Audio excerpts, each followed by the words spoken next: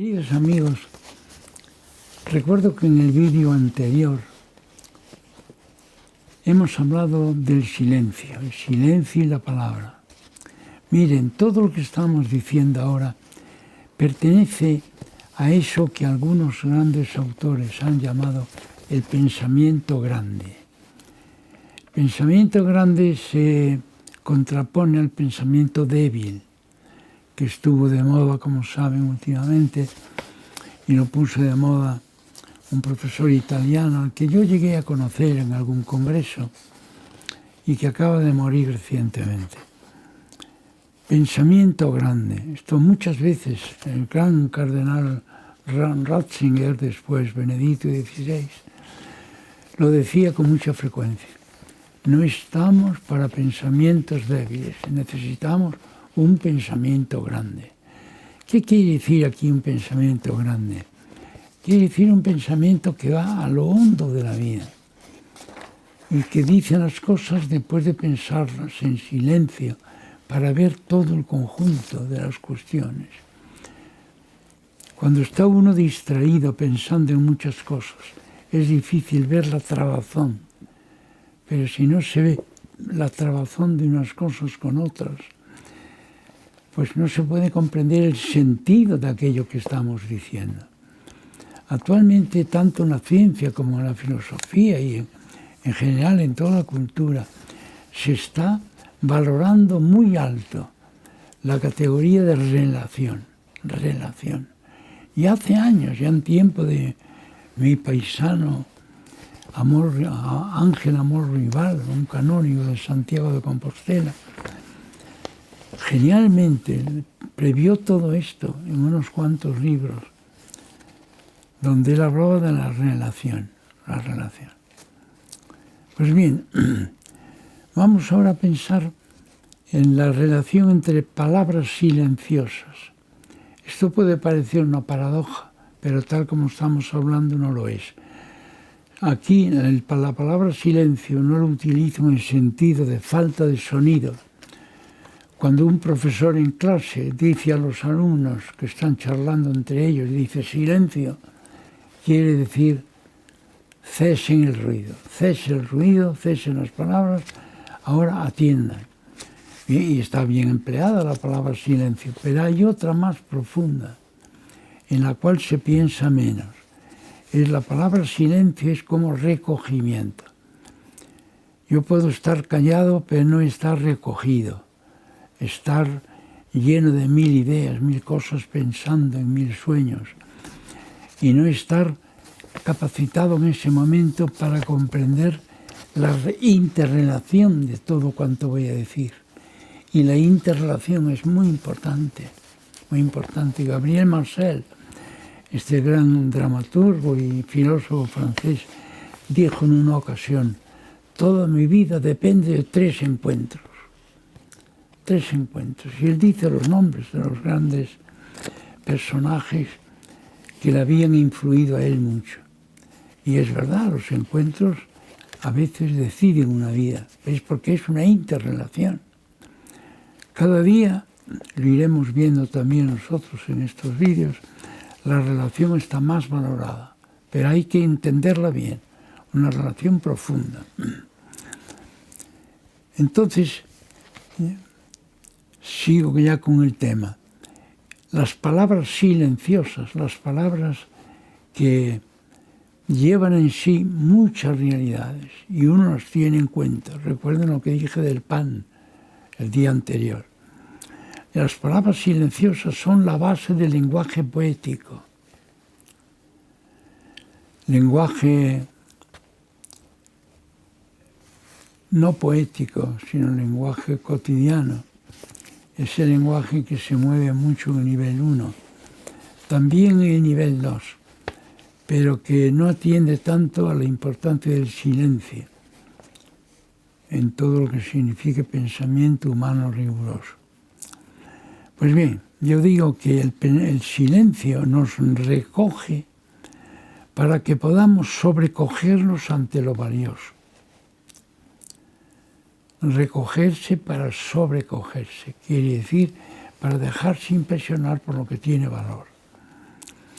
Si la vida espiritual implica un dinamismo creador de relaciones personales, queda patente la razón de largo alcance por lo que afirma Ferdinand Ebner, que la palabra es el medio en el que se perciben las realidades espirituales como lo es la luz respecto a las cosas físicas. Esta es una gran frase, una gran frase. Fíjense que lo que dice es que la palabra es el medio en el cual percibimos las entidades espirituales. Si yo, por ejemplo, hablo de la 9ª Sinfonía de Beethoven, digo con palabras todo lo que es la 9ª Sinfonía, no solo a los sentidos, sino también al alma, al espíritu. Beethoven se movía siempre en el nivel de los sentidos, trataba con sonidos, estaba apuntando constantemente a la vida espiritual. Y eso es lo grandioso de su música. Pues bien, merced a la luz física, podemos ver en conjunto cada realidad y cada trama de realidades corpóreas que la acompaña. Ya como dije el otro día, digo pan y digo océano, digo nubes, digo agua, digo sol, digo mil cosas, el labrador que cultiva la tierra. El lenguaje nos permite tomar distancia de las cosas, tomar distancia, no alejarnos, pero sí tomar distancia y ganar perspectiva para percibir la trama de ámbitos que da toda su envergadura y su pleno sentido a cada realidad. Para captar lo que es una realidad, por ejemplo, una persona, no podemos fijarnos solo en el físico de una persona, hay que ver todo lo que abarca. Y eso es el lenguaje el que nos permite hacer eso. Descubrir el incremento de sentido que va adquiriendo todo ser al hilo del decurso creador de nuevas relaciones. Hace unos días en la televisión, hablando de una organización que está educando a niños, están utilizando mucho la música. Decía, no sabemos por qué, pero la música ayuda mucho a esto. Y yo le decía, pues hay que saber el por qué. Hay que saber qué es, porque la música es toda ella relación. Relación que nos permite recogernos y sobrecogernos. ¿Qué duda cabe? Visto y vivido el lenguaje como un lugar de entreveramiento de diversos ámbitos, descubrimos que es una fuente de sentido. Una fuente de sentido. Cuando responde a un impulso creativo, alumbra sentidos nuevos, irradia luz intelectual. Fíjense, por ejemplo, en una frase de San Agustín, que él dice en latín, dilige et quod vis fac. No se puede decir mejor. En castellano, ama con amor obrativo, ama con un amor generoso, y lo que quieras, hazlo. Claro, esto se entendió como si él dijera en latín, ama, con el verbo latino, ama, que es un verbo más general, como es en español, más en general, ama con generosidad o con egoísmo, tú ama, y luego lo que quieres, hazlo. Bueno, esto fue una frase que dio lugar pues a malentendidos que conducen al libertinaje. Pero muy lejos estaba San Agustín de eso. Yo por eso un día dije, no, me voy al original. Voy a buscar el original. Son unas cartas, comentarios a las cartas de San Juan Evangelista. Y allí está. Y dice, el dilige. Y dije, ya dije. Esto es San Agustín. San Agustín no ponía ama, ponía dilige. Que hay que traducirlo en castellano por varias palabras. Ama con amor generoso. Y entonces lo que se te ocurra, hazlo. Y añade a continuación, que ya no está en esta frase, dice, porque estoy seguro de que si amas con generosidad, lo que hagas estará bien. Y ahora esto es San Agustín, porque era un hombre conciso, pero claro. Esta frase no alude a algo preexistente, fíjense, sino que está trazando todo un plan de vida. Y eso es el lenguaje. El lenguaje muchas veces no mira tanto al pasado cuanto al futuro. Al orientarnos por la vía que él nos señala, nos elevamos a una cota de realización muy alta. Ese tipo de lenguaje es eminentemente creativo. Por lo tanto, podríamos decir poético. Poético viene del griego poieo, hacer, crear. En la misma medida es poético, diseñador de ámbitos de vida, rotulador de las rutas fecundas. Esta frase de San Agustín orientó a muchas personas en su vida. Fíjense otro verso de un poeta contemporáneo español muy elevado que decía él, Vicente Jorge Guillén: no hay soledad, hay luz entre todos, soy vuestro. Esto es genial.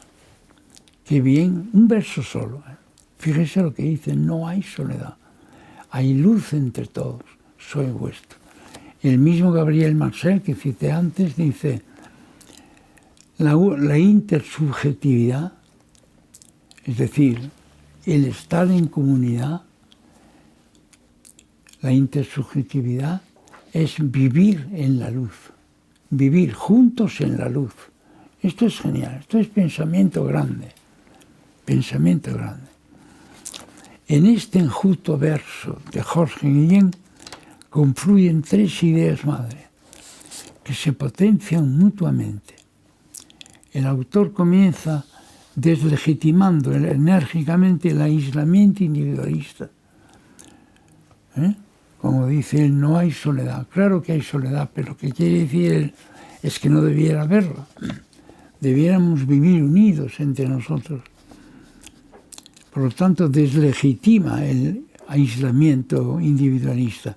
Luego afirma que la vinculación de los seres humanos es fuente de luz. Y es verdad. Cuando vivimos nos decimos cosas que nos elevan el ánimo, animamos a una persona. Todo esto es luz, luz para ver lo que es la vida. Claro, porque la vinculación de los seres es crear un campo de juego. Creamos un campo de juego. Quiere decir, trazamos planes, los hacemos conjuntamente o por separado, pero estamos de acuerdo, nos comunicamos, etc. Y ahí realmente sabemos discernir lo que tenemos que hacer. Termina confesando que se siente partícipe de esa unión fecunda, hasta el punto de que no solo está entre los demás, sino que es algo suyo, cuando dice soy vuestro. Ese es un verso magnífico. Este no se queda en la superficie, eso es pensamiento grande, nos hace pensar en relación, nos hace recogernos. Estas ideas, con sus espléndidas implicaciones, adquieren expresión viva y luminosa en el diminuto cuerpo de este verso, que viene a ser una lúcida y vibrante proclamación del carácter relacional de la existencia humana. Ven. Lo subraya elocuentemente un crítico literario francés, Georges Poulet, que en una frase muy bella, pero un poco críptica, un poco difícil de entender, dice lo siguiente: yo soy, pero soy por la gracia del aire y de la luz. Ven ya la relación. Soy por la revelación de un mundo cuya admirable esfericidad se concentra en mí. Como se redondea en torno a mí mi deseo de abrazar la esfera. Termina diciendo, yo me descubro como el punto mediano de las cosas. Las cosas culminan en mí, como yo me dilato en ellas. Esto está muy bien. Es decir, todas las cosas que nos rodean están colaborando en nuestro desarrollo, nos pertenecen en muy cierta medida. Las cosas que son ámbitos, es decir, fuentes de posibilidades creativas.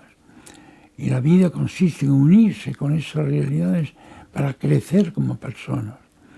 Entonces, ellas culminan en mí, naturalmente, en cuanto que yo los asumo y les doy vida, pero yo me dilato en ellas. Entonces podríamos decir, la persona que se aísla en sí misma no se desarrolla. El ser humano es relacional, es abierto y tiene que estar creando relaciones con las realidades del entorno. Pero lo grande es que el entorno le ofrece posibilidades creativas. Yo nunca olvidaré, por ejemplo, cuando siendo ya un chico ya de cierta edad, de 13 años, 14, tuve ocasión de poner las manos en el teclado de un gran instrumento, un armonio realizado en París, que era una maravilla. Yo siempre había amado la música, sabía solfeo, pero no había tenido un instrumento para yo realmente crear música, diríamos, en un instrumento. Aquello me abrió unas posibilidades enormes en la vida. Yo soy, pero soy por la gracia del aire y de la luz. Entonces esto nos lleva a pensar en la frase que vamos a meditar durante este tiempo.